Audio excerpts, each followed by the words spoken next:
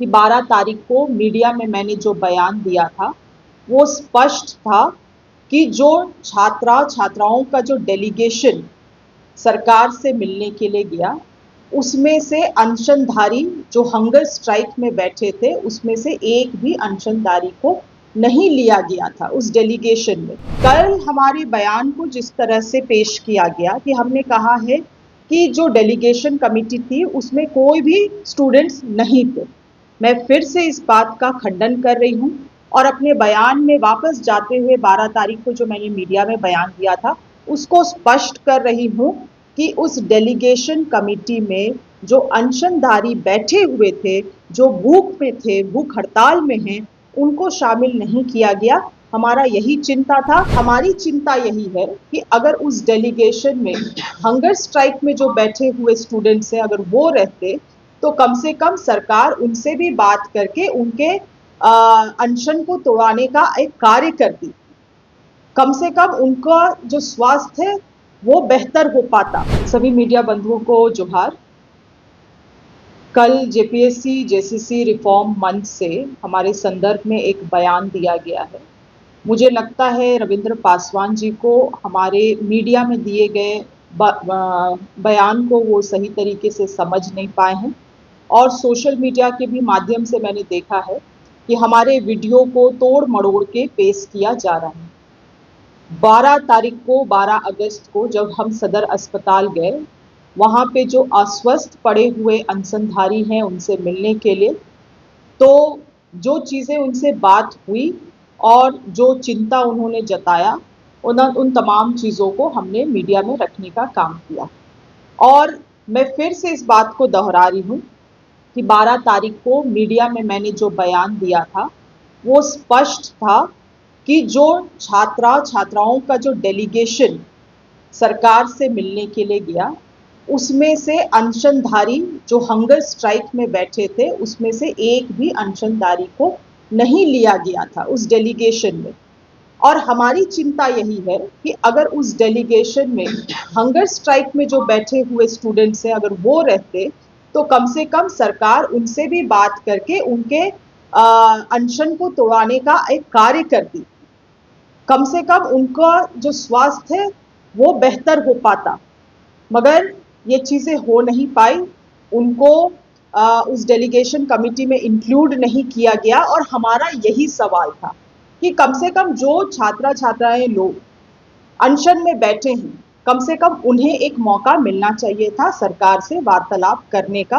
कम से कम सरकार उनको उनका अनशन तोड़वाते हुए एक मिडिल ग्राउंड में पहुंचने का काम करती।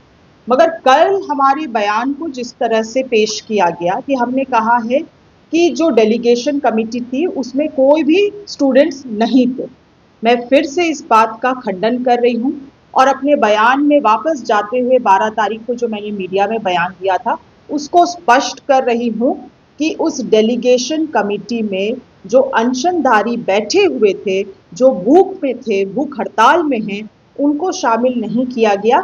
हमारा यही चिंता था और ये चिंता केवल उसी नजरिए से था कि अगर वो उस दिन रहते तो कम से कम ये बात नहीं होती कि सरकार ने उन अनशनधारियों से बात नहीं किया है।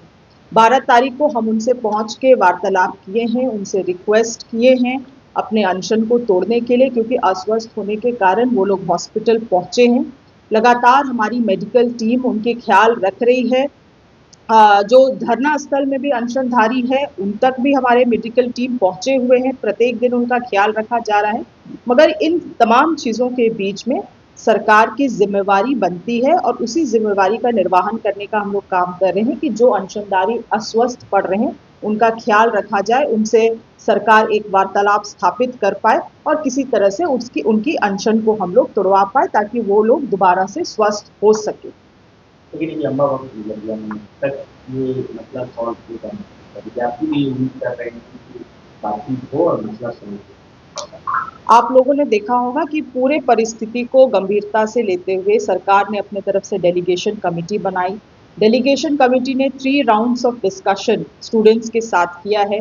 जो अलग अलग दलों में बैठे हुए थे उनसे अलग अलग से बैठ के बात करने का काम किया है और जो स्पष्ट तरीके से सरकार ने अपना जो कमिटमेंट है उसको टेबल कर दिया है।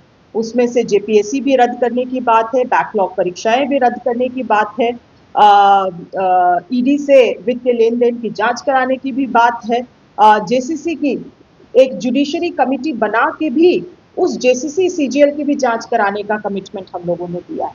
तो मुझे लगता है कि अगर कुल मिला के देखा जाए तो तमाम चीजों को सरकार ने अपनी सहमति जताई है उन चीजों में और कार्रवाई करने के लिए आगे भी बढ़ रही है।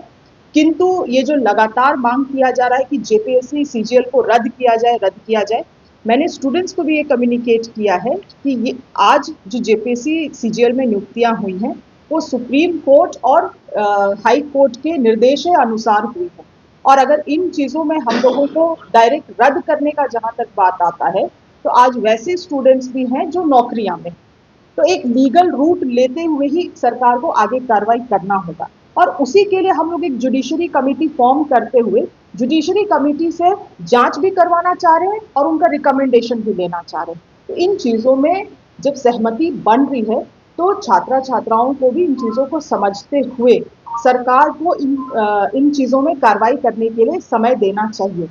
मगर जो फिर से मैं कह रही हूँ, जो स्टूडेंट्स अनशन में बैठे हुए हैं, जिनका स्वास्थ्य खराब हो रहा है, सरकार उनके लिए चिंतित है और हम चाहते हैं कि, और हम लोग निवेदन भी कर रहे हैं कि वो अपने अनशन को तोड़े और स्वस्थ रहे ताकि हम लोग तरीके से चीजों में कार्रवाई आगे कर सकें। बिल्कुल, देखिए हम लोगों ने तो कई बार इस बात को कहा है कि सरकार के साथ बात करने का विंडो खुला है।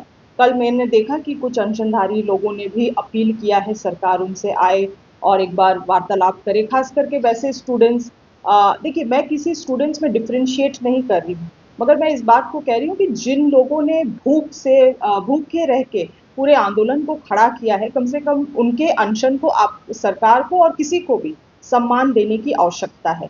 कल कुछ अनशनधारियों ने अपील किया है कि सरकार उनसे आए, बात करे, वार्तालाप करे, तो हम लोग उस दिशा में भी पहल करने का काम कर रहे हैं और मुझे पूरा विश्वास है कि सरकार ने अपने तरफ से द बेस्ट पॉसिबल मेजर्स लिए हैं। स्टूडेंट्स को भी अब सभी चीज़ों को समझते हुए सरकार को भी सही कार्रवाई करने के लिए वक्त देना चाहिए। देखिए हम लोग संवाद के लिए हमेशा खुले हुए हैं और यही कारण है कि लगातार हमारे मंत्रीगण, विधायकगण भी वहाँ पे पहुँच के जो अस्वस्थ छात्रा छात्राएं हैं जो अनशन में थे उनसे भी वार्तालाप कर रहे हैं। कई सारे लोगों से हम लोग फ़ोन में भी संपर्क में हैं, तो संवाद का रास्ता हमेशा खुला हुआ है। वो अपने राय, सुझाव और जो खास करके जब उनसे बात हो रही है तो ये लगातार निकल के आती है कि रिफॉर्म्स होना चाहिए। उन्होंने अपना मंच का भी नाम जेसीसी जेपीसी रिफॉर्म लिखा है। तो रिफॉर्म्स ओवरनाइट नहीं होते हैं, वक्त लगता है और वो वक्त आपको जायज़ तरीके से सरकार को देनी चाहिए। भाजपा को तो बोलने का कोई अधिकार ही नहीं है। अगर इस राज्य के लिए, झारखंड राज्य के लिए ये लोग जो इतने हितैषी बनते हैं, अगर इस राज्य के लिए जरा सा भी इनको ख्याल होता तो ये लोग किसी भी तरह से ये जो हाल के दिनों में माइनिंग बिल में संशोधन हुआ है परसों दिन, इसको अलाउ नहीं करते।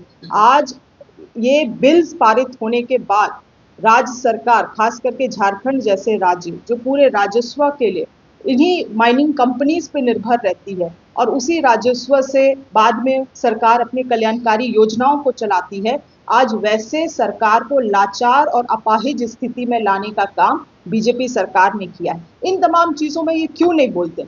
आज ऐसे कानूनों के कारण आने वाले समय में राज्य सरकार की महत्वाकांक्षी योजनाएं जैसे मैया सम्मान योजना है, छात्रवृत्ति है, स्कूल संचालन वाले योजनाएं हैं, कई सारे योजना थम सकते हैं। कई सारी योजना 10,000 करोड़ का राजस्व नुकसान राज्य सरकार को होगा। इसके लिए कौन जिम्मेवार है? केंद्र सरकार जिम्मेवार है। तो इन लोगों को पिक एंड चूज करके ये अपनी राजनीति करते हैं। इस राज्य के और राज्य के लोगों से इनका कोई लेना देना नहीं है। इसीलिए लगातार हम लोग इस बात को कह रहे हैं, छात्राओं को भी कह रहे हैं, स्टूडेंट्स को कह रहे हैं लगातार कि कम से कम आप लोग इन राजनीतिक चक्रव्यूह का हिस्सा ना बने। इन लोगों को किसी से लेना देना नहीं है, ये कभी चाहते ही नहीं है कि समाधान हो। बीजेपी चाहती ही नहीं है कि समाधान हो। बीजेपी चाहती है कि ये मुद्दे हमेशा ज्वलंत मुद्दे ही बन के रह जाए राज्य सरकार में, ताकि अन्य चीजें जो ये लोग कर रहे हैं उससे ध्यान भटकाई जा सके।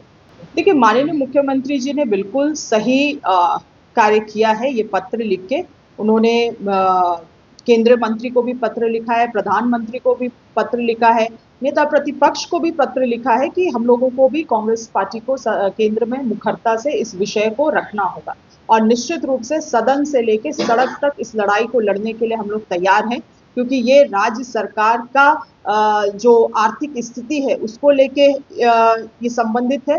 और आज भी आप देखिएगा तो लगातार रॉयल्टी की जो ये लड़ाई है केंद्र सरकार के द्वारा, वो हमेशा हमारा लगा रहता है।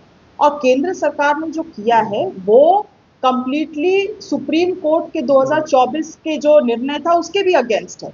2024 में सुप्रीम कोर्ट ने ये साफ क्लियर किया है अपने ऑर्डर में कि राज्य सरकार को नलीफाई करने के लिए, और इससे आने वाले समय में जो राज्य सरकार को नुकसान होगा उस लड़ाई को लड़ने के लिए हम लोग सदन से लेकर सड़क तक सतर्क रहेंगे। गोल, जहां 27 वर्षों के सफर में 17,000 से भी अधिक छात्रों ने डॉक्टर एवं इंजीनियर बनकर भरे सफलता की ऊंची उड़ान, जहां साधारण छात्र भी झारखंड टॉपर्स बनकर बना रहे इतिहास। दूरदर्शी शिक्षाविद श्री विपिन सिंह के मार्गदर्शन में मेडिकल एवं इंजीनियरिंग के लाखों छात्रों के लिए आशा की किरण के रूप में गोल नेशंस लीडिंग इंस्टीट्यूट।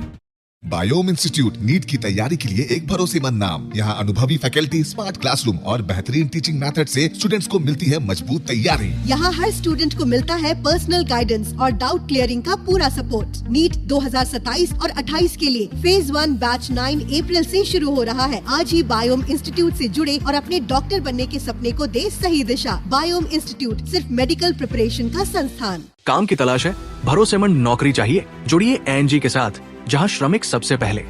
12 घंटे की ड्यूटी, हर दिन 3 समय का खाना, मुफ्त रहने की सुविधा, आपकी सुरक्षा के लिए इंश्योरेंस, ओवरटाइम का लाभ, पीएफ सीधा क्लाइंट से, समय पर पूरा वेतन और जरूरत पड़ने पर एडवांस पे। एएनजी मैन पावर सॉल्यूशंस, सम्मान के साथ काम, भरोसे के साथ कमाई।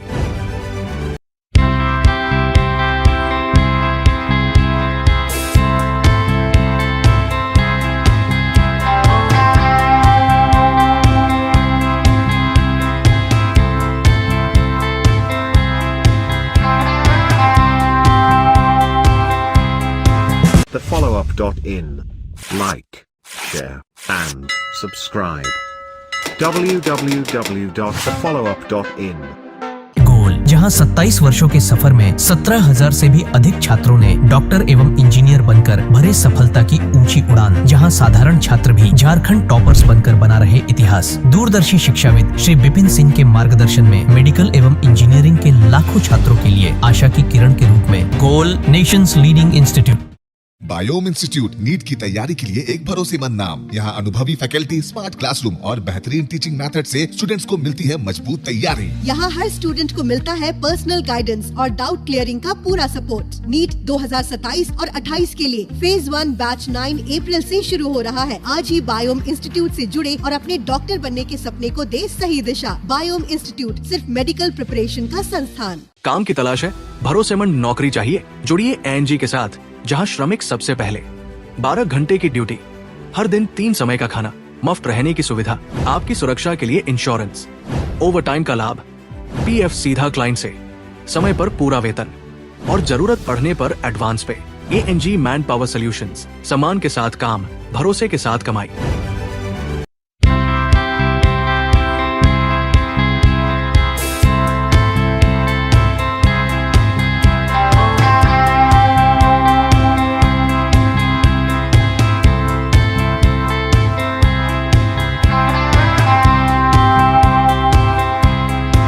thefollowup.in. Like, share, and subscribe.